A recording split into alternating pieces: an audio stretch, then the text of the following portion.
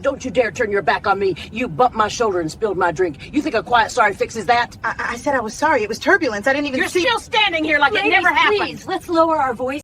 Ma'am, you need to move now. The voice cut through the cabin, sharp enough to silence every whisper. Ava blinked, startled, as the stranger loomed over her, claiming the seat she'd rightfully booked. Phones were already recording. Flight attendants froze mid-step.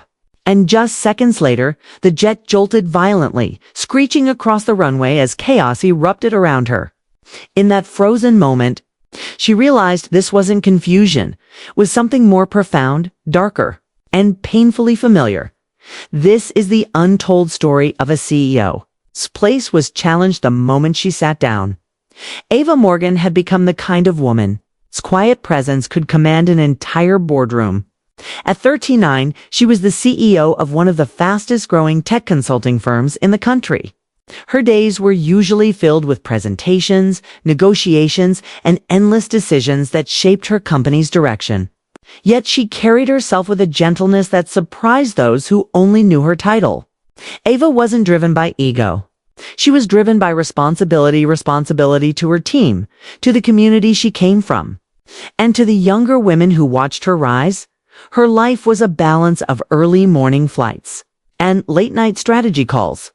Airports had almost become second homes to her. She moved through terminals with the smooth confidence of someone who had done it 1,000 times.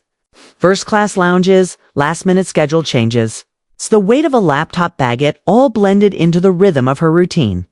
Her success gave her comfort, but she never forgot the world she lived in, or the challenges that came with being a black woman in spaces where few looked like her. On this particular morning, the sun had barely risen when Ava arrived at Gate 12 for her flight to Chicago. She was calm, collected, and ready to finalize a partnership that had taken nearly a year to build. Everything felt normal. The soft hum of the terminal, the polite greetings from staff, the usual travel fatigue that tugged at her shoulders. Things aligned the way they always did, but beneath the calm surface, there was something else. A subtle tension in the air she couldn't quite explain. A few stares longer than necessary. A couple of whispers she couldn't make out. She didn't dwell on them. She was used to being noticed, though not always for the right reasons. Still, Ava sensed that this morning felt different. Not in a way she could identify, but in the way a sky darkens long before the storm breaks. She didn't know it yet. But her routine flight was about to become the moment she would never forget. When the boarding announcement echoed through the terminal, Ava joined the first-class line, her boarding pass in hand. She glanced around. A few passengers nodded politely. Others stared as if assessing whether she belonged in that line. She ignored it. She had learned too. The soft carpet beneath her feet, the quiet hum of the jet bridge, the crisp uniforms of the flight attendants. Everything was familiar. Her assigned seat was 2A. She placed her carry-on gently in the overhead compartment and settled in. The seat was wide, comfortable, the kind that cradled you just enough to make business travel feel human. She exhaled slowly, already beginning to rehearse her meeting in her head. Then came the voice, sharp, irritated. "Excuse me, you're in my seat." A tall white man with a pressed suit and an impatient glare stood over her, holding his ticket like a verdict. His tone wasn't questioning, it was accusing. Passengers nearby looked up, sensing the tension before it even formed. Ava remained composed. She double-checked her boarding pass, then met his stare. But the man snatched the pass right out of her hand before she could even respond. He scanned it quickly, then scoffed. "This is impossible. This is clearly a mistake." A flight attendant noticed the commotion and approached. The man spoke first, louder than necessary. "She's sitting in my seat. Can you please fix this?" The attendant took both passes. Her eyes flicked between them, then back to the man. "Sir, her seat is correct. She is assigned to 2A. But he shook his head, stepping closer, towering over Ava as though proximity alone could intimidate her into moving. No, you don't understand. I always fly first class. I always get to a 5. This must be a system error." Passengers were now openly watching, sensing the friction tightening like a rope between them. Then the murmurs began. Are you sure she didn't sit in the wrong place? I mean, mistakes happen. She looks awfully young to be flying up here. Ava felt each whisper like a needle. She had lived this in different forms before. Disbelief at her title, shock at her accomplishments, the tone that suggested she couldn't possibly belong where she had earned her place. But the public nature of this moment made it sting more deeply. The flight attendant maintained her professionalism, though frustration flicked across her eyes. Sir, I can show you to your correct seat. It's for C. He didn't move. His face hardened as if the idea of sitting behind her was an insult. This is ridiculous, he muttered. I'm not sitting back there while she takes my seat. The last word dripped with emphasis Shaz, though her race and presence were inherent offenses. Ava felt her pulse quicken, but she remained silent. She had built her career on staying composed under pressure. Yet even she could feel the humiliation tightening like a circle. The attendant tried again. Sir, we need to keep the boarding process moving. He stepped even closer to Ava, now blocking her view of the aisle. You need to move, he demanded. I'm not repeating myself. And that's when passengers began pulling out their phones, recording, waiting, sensing that something unjust was unfolding, but doing nothing to stop it just when it seemed the tension would snap. The aircraft captain stepped into the cabin, likely alerted by the holdup at the door. His expression shifted immediately as he assessed the scene. What's the problem here? He asked. The man straightened, preparing to present himself as the aggrieved party.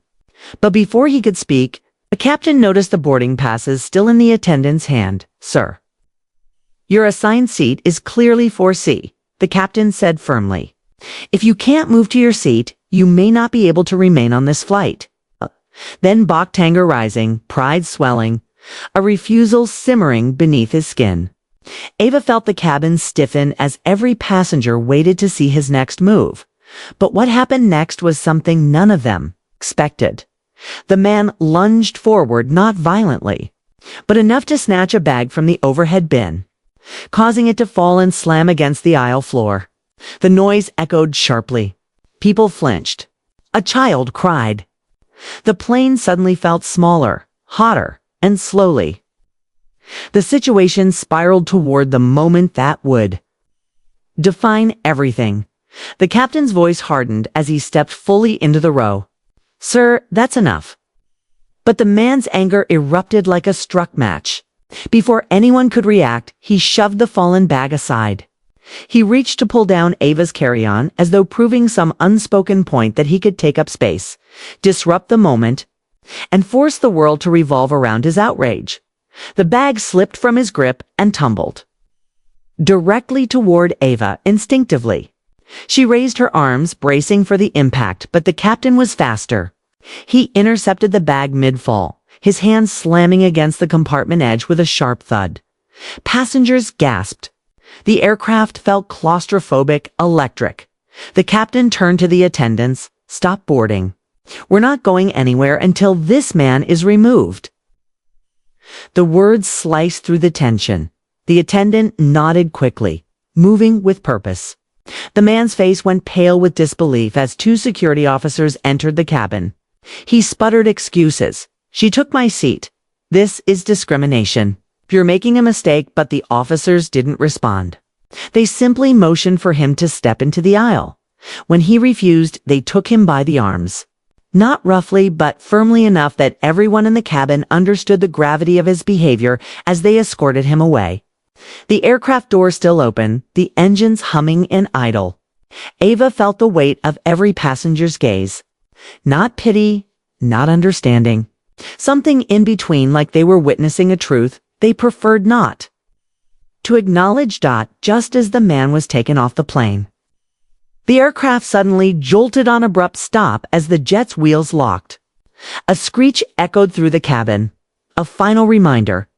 This moment was not a misunderstanding. It was a line crossed. And for the first time, everyone saw it. Dear audience, where are you watching from? Drop your city name in the comments. After security escorted the man out and the tension began to settle, the captain returned to the cabin. He approached Ava quietly, his voice low enough that only she could hear. "Are you all right?" he asked. Ava nodded, though the truth was more complicated. The moment hadn't left her physically harmed, but it had reached a deeper part of her, one she had spent a lifetime protecting. The part that carried the subtle, unspoken wounds of being questioned, doubted, and dismissed in places she had every right to be. The attendants apologized. Passengers murmured awkward words, and the plane eventually resumed preparations for departure. But the damage lingered like a shadow. Ava sat in her seat, staring at the small window beside her. The runway stretched out, long and quiet, as if reflecting her own thoughts. She thought about all the times she had been told to stay strong, to rise above, to be grateful for success despite obstacles others never had to face. She thought about the young women who looked up to her, the colleagues who admired her, the family who believed in her. And how many stories like hers happened every day without cameras, without witnesses, without anyone in authority stepping in. When the plane finally lifted from the ground, Ava felt something shift inside her, not defeat, but a renewed understanding of why her presence in rooms, in board seats, in first-class cabins mattered. Why visibility was its own form of resistance, because the world still questioned who belonged, and she intended to make sure her story and the stories of countless others would force that question into the light. Thanks for watching. What does belonging mean to you in today's world?